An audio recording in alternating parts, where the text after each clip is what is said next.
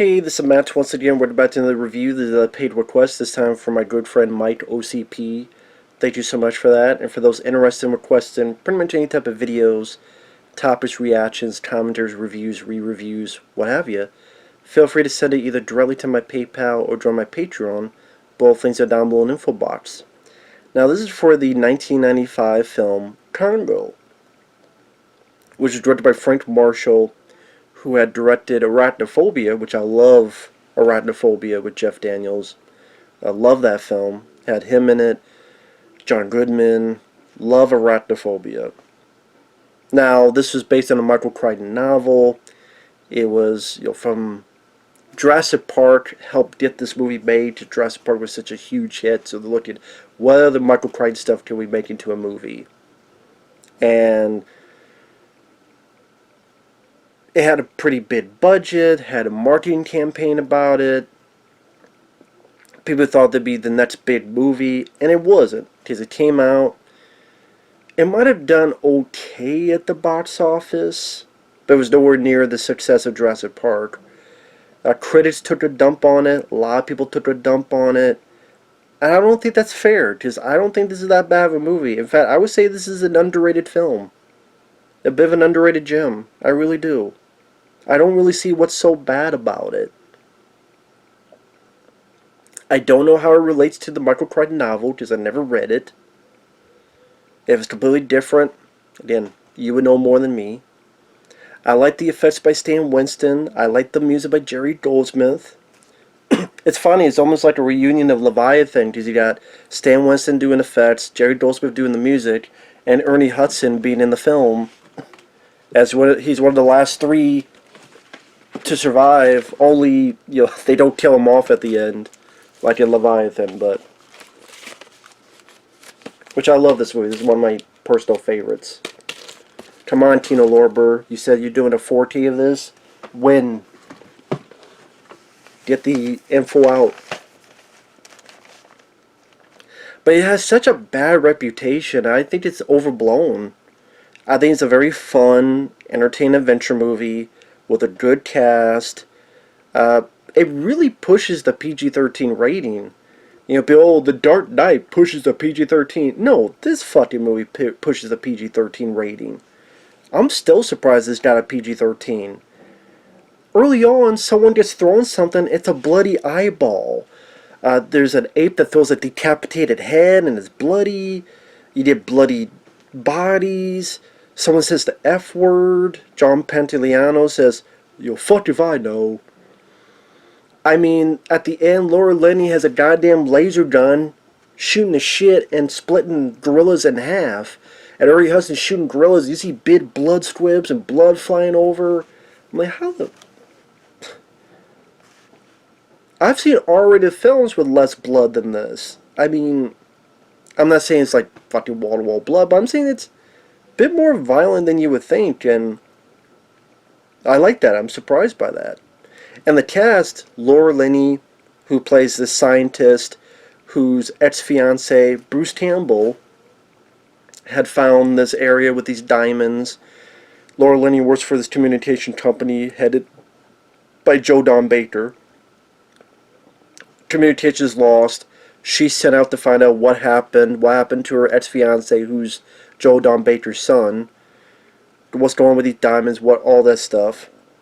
Gets together with Dylan Walsh. Dylan Walsh is this scientist who works with this gorilla named Amy, teaching her sign language, has this device that when she does sign language, you hear a voice come out of the device. She kind of pushes herself to join their party. He says no, but he doesn't have any money. Because the guy he teamed up with, Tim Curry, who plays this Romanian, who's a bit of a steamer, and you realize he doesn't really have as much money as he thought he did. And he's a guy who's very obsessed with this lost city where King Solomon's mines and diamonds are supposed to be. And when they get to the Congo, they team up with Ernie Hudson, who, as he puts it, the Great White Hunter, I just happen to be black.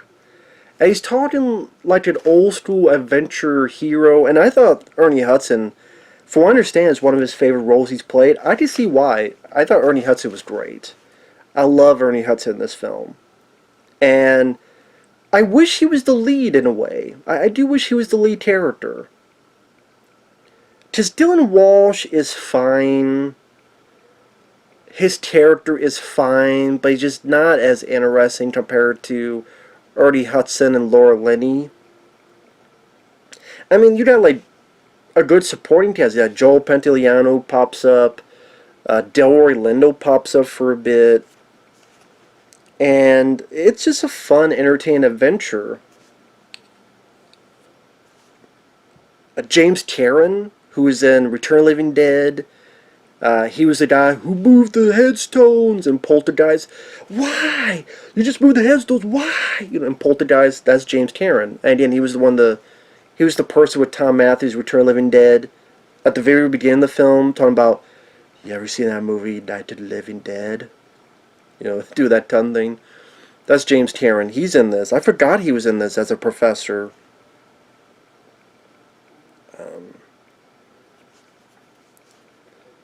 As if Bruce Campbell was in it for a little bit, and I think Bruce Campbell was up for the Dylan Walsh role. I kind of wish he got it. This is not a knock against Dylan Walsh, but I think Bruce Campbell would have brought a bit more charm and a bit more intrigue into that character. I think people would have gravitated to him a bit more. Because as much as I don't mind Dylan Walsh, I don't think he's leading man material. I don't know if that makes sense. Like, Bruce Campbell, I think, is a bit more leading man material, and I think in retrospect, I wish Bruce Campbell was the Dylan Walsh character. He went up for the role, he didn't get it, instead he got this bit part at the beginning. I kind of wish it was reversed. If Dylan Walsh played the guy at the beginning, if Bruce Campbell was the guy working with Amy.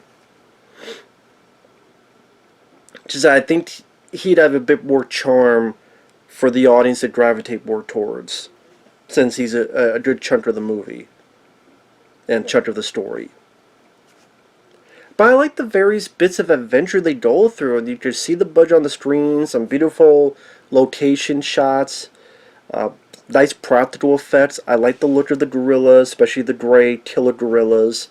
I think some really nice work with Stan Winston's group. There's a hippo, which you don't fuck with hippos. I mean, there's 100 hippos exist for a reason. If you actually look up hippos, they will fuck your shit up, and they're like one of the most dangerous animals in that region. And also dealing with getting shot down, and so, you know, there's various other things that come into play.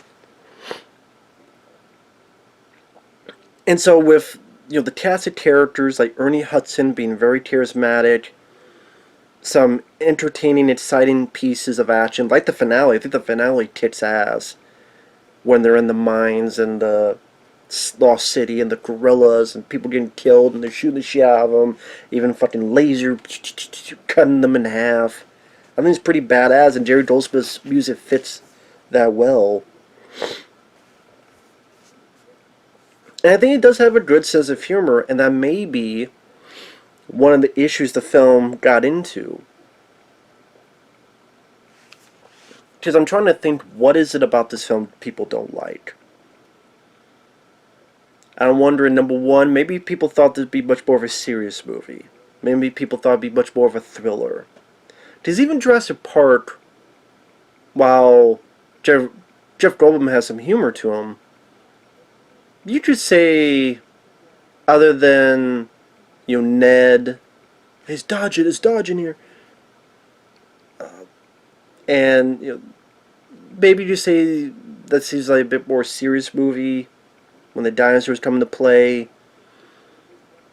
Maybe they thought it'd be much more of a killer ape movie, but the killer apes, when they're brought at the beginning, they don't really pop up until like the last 30 minutes or so.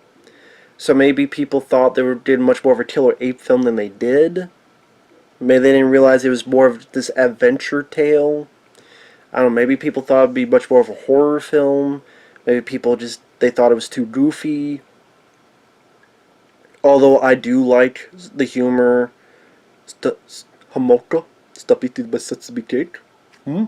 Stop eating my sesame cake. Now, of course, that became a big meme nowadays. Like, people use that a lot.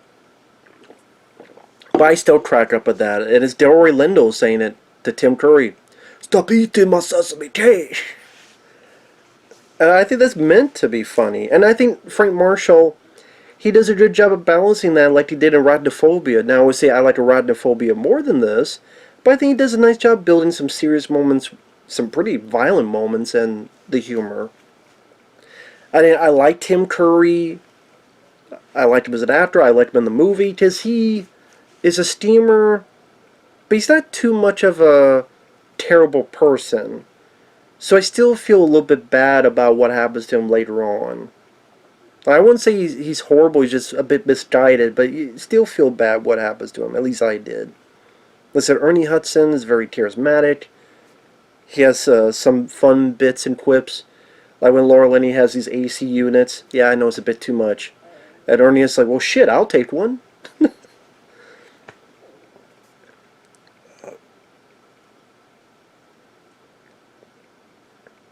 Or like when Dylan Walsh, he finds that he's got a leech. You gotta help me. It's like in his pants. And then Ernie is like, it's your leech, you take it off.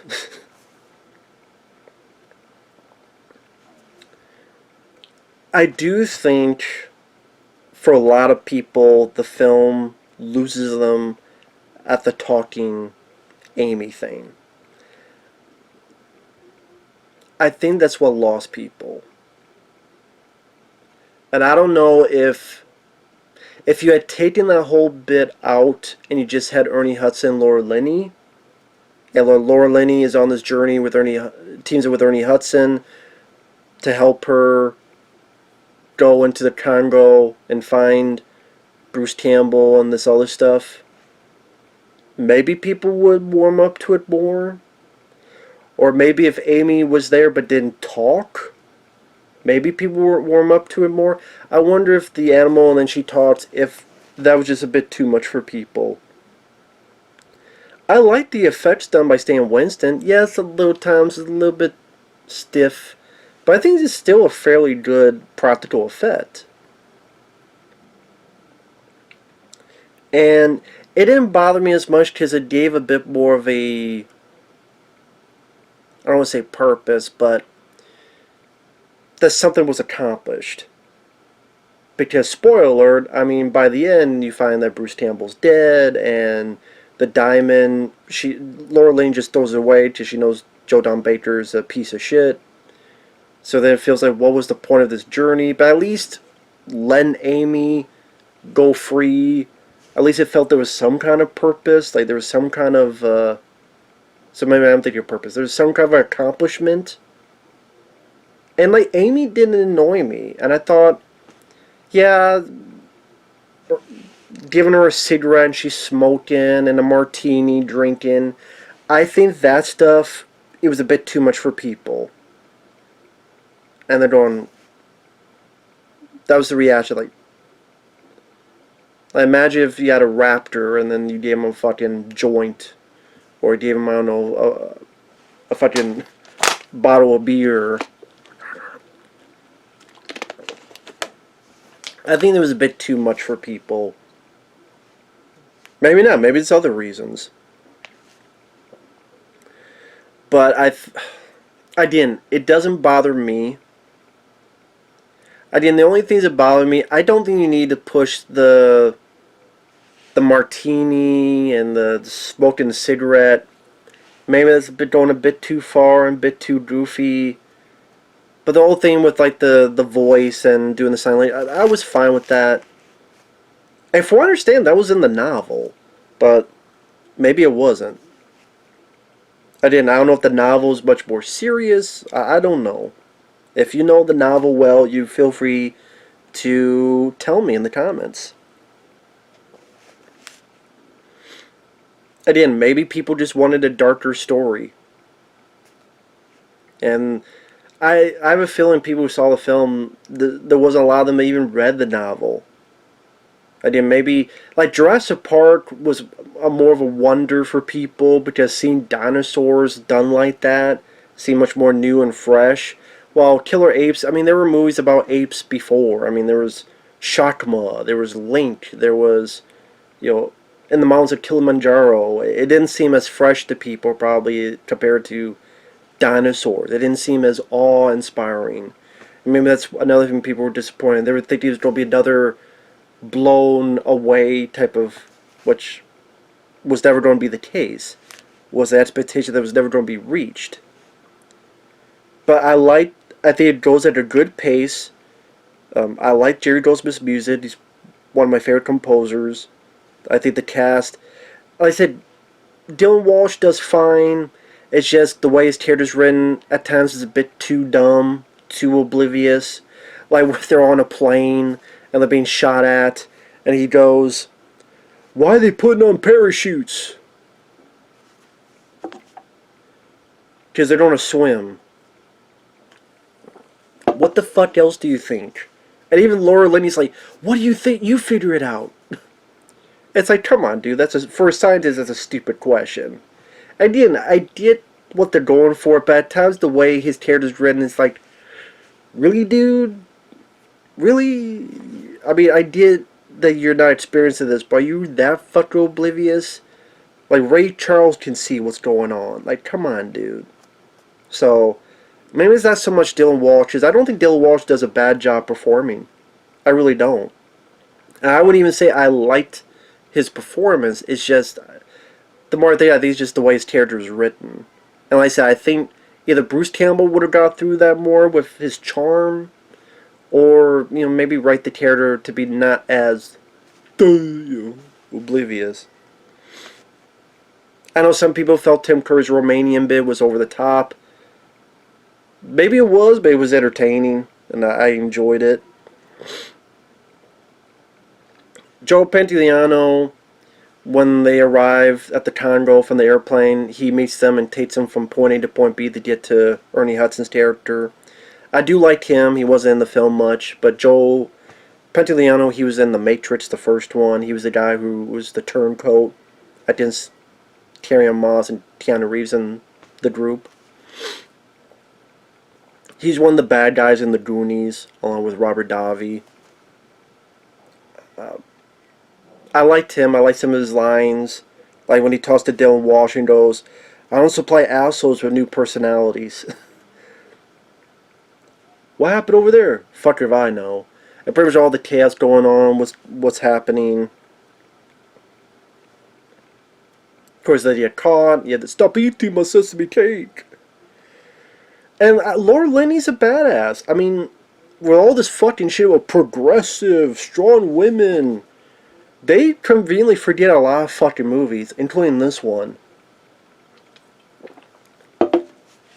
Strong woman, strong black character, Ernie Hudson. But again, if a film, it would get fucking A++ rating now, but back then, Laura Linney's a badass. But you know what? She doesn't have to, "Look, I'm badass. I'm going to talk to you and say why I'm a badass." No, she does by doing it. Show, don't tell. Oh, they're getting shot at with a plane. Heat seekers. She gets flares. Shooting it. Ernie Hudson helps out. That was a cool moment. When she gets the laser thing, put them on the endangered species. Zzz, zzz. Badass. They didn't make Laura Linney's character out to be a bitch. They made the characters work together, not one better than the other. She didn't have to, how do I put it, brag about how good she is. And have to have people go, "Man, she's the best of the best." Tell people how good she is. And Laura Linney did a good job performance-wise. And I like her as an actress.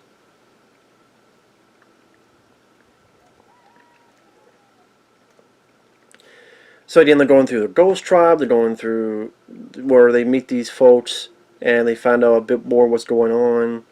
The rapids, these hippos, which hippos are no fucking joke.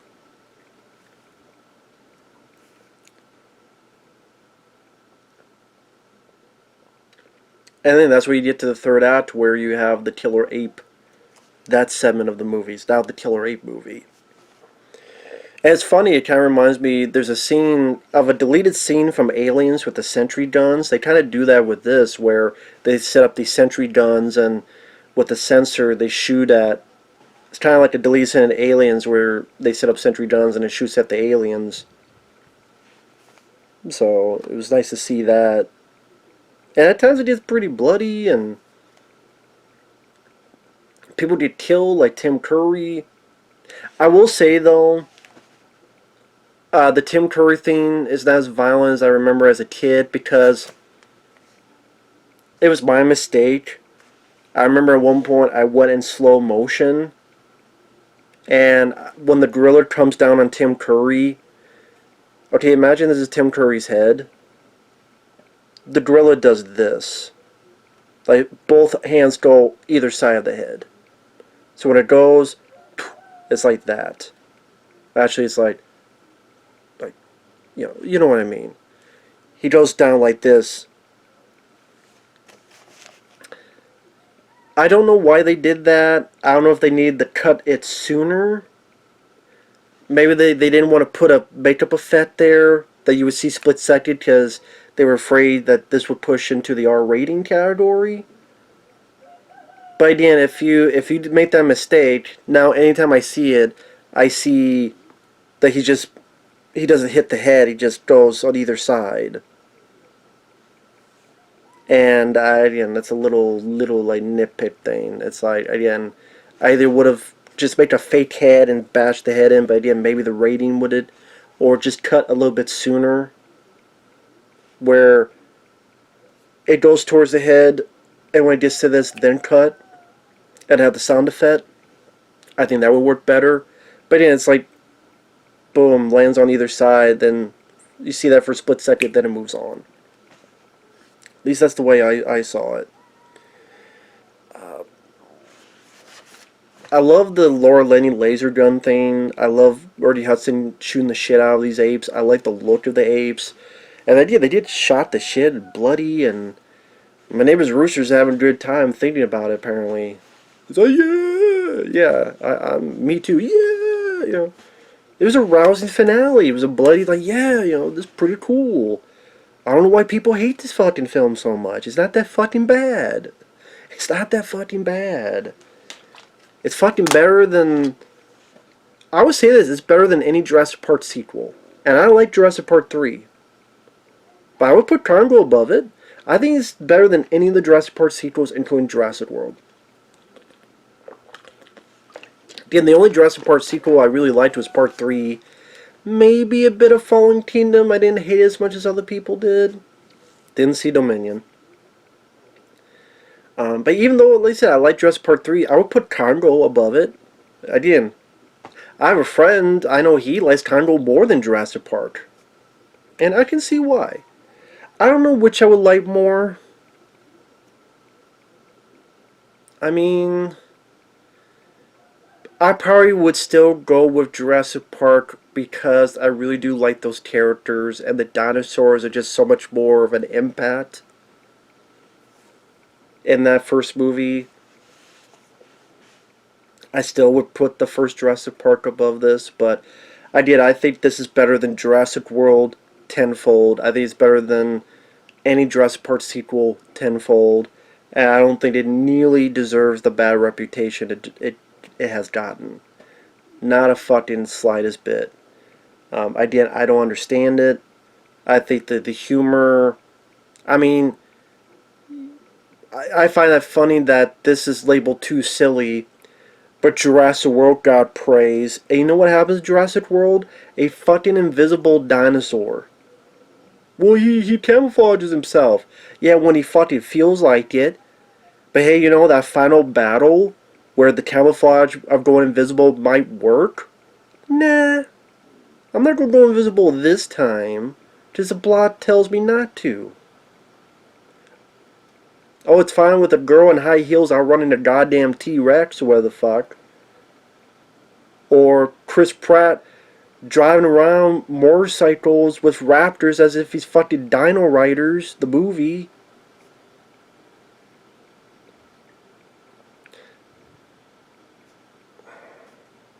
That's not silly. Okay. Shit.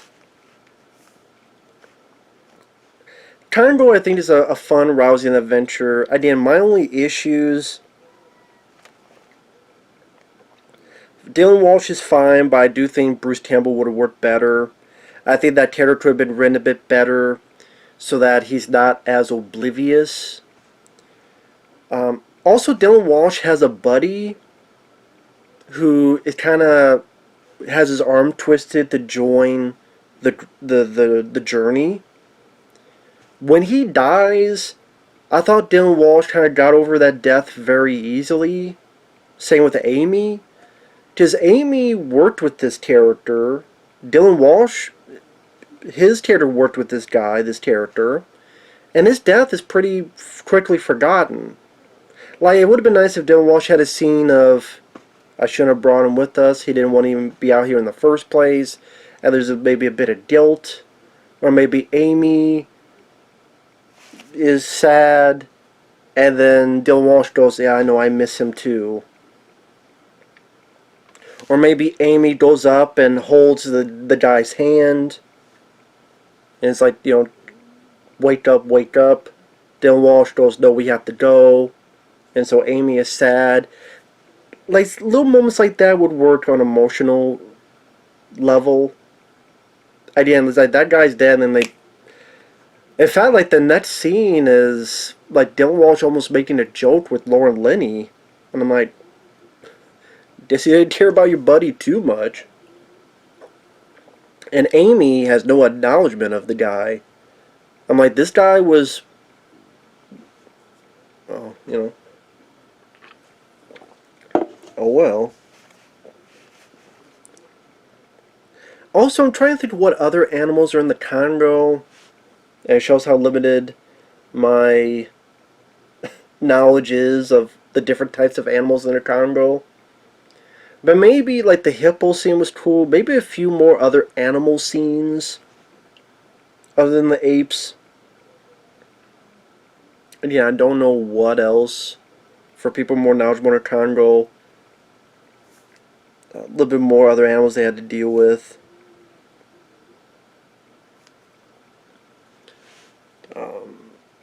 I don't mind Joe Don Baker. I know Mike OCP, he thought Joe Don was a bit over the top.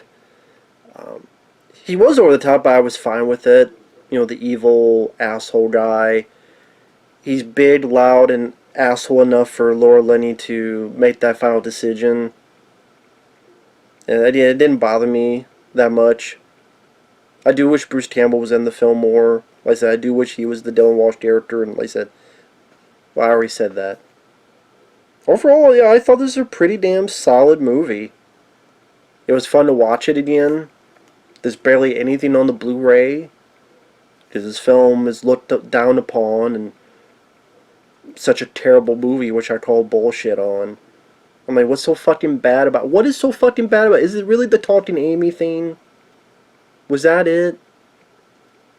Didn't bother me as much as other people. Like I said, there's a part of me that wonders if this film was made without that. And I don't know what you would replace it with, or... I don't know, maybe... Maybe if a scientist was looking for something that's like a cure for some type of disease, and it was kind of in this area too, or I don't know. So like a good version of Medicine Man with Sean Connery. I don't know. I was fine with that aspect. But yeah, Congo, definitely thumbs up for me. So with that said, thanks for watching. Take care. We'll see you guys later. Bye-bye.